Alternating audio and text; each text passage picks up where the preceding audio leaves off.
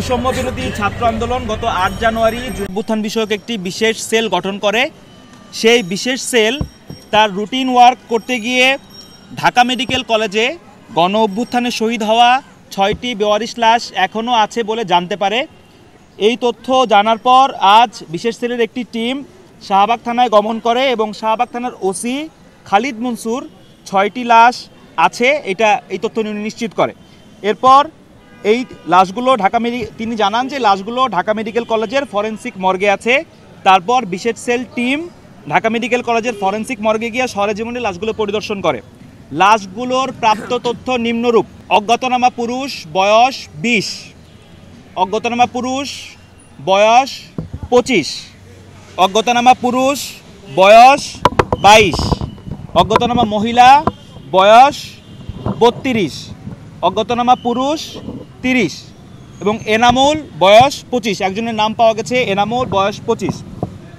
আমাদেরকে শাহবাগ থানা নিশ্চিত করেছে যে লাশগুলোর ময়নাতদন্ত করা হয়েছে।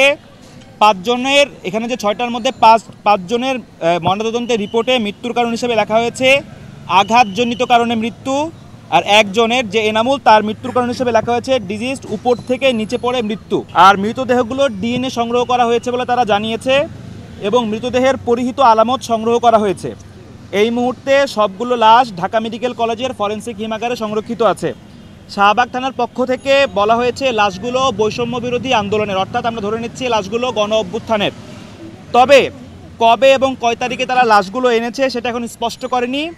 আমরা গণ অভ্যুত্থান সেলের পক্ষ থেকে জানাচ্ছি উল্লেখিত বয়সের কেউ যদি মিসিং থাকেন তবে তারা এবং তার পরিবারের সদস্যরা জুলাই গণ অভ্যুত্থান বিষয়ক সেলে যোগাযোগ করার জন্য আমরা এই লাশগুলো তার পরিবারের কাছে ফিরিয়ে দেওয়ার জন্য সর্বাত্মক চেষ্টা করব।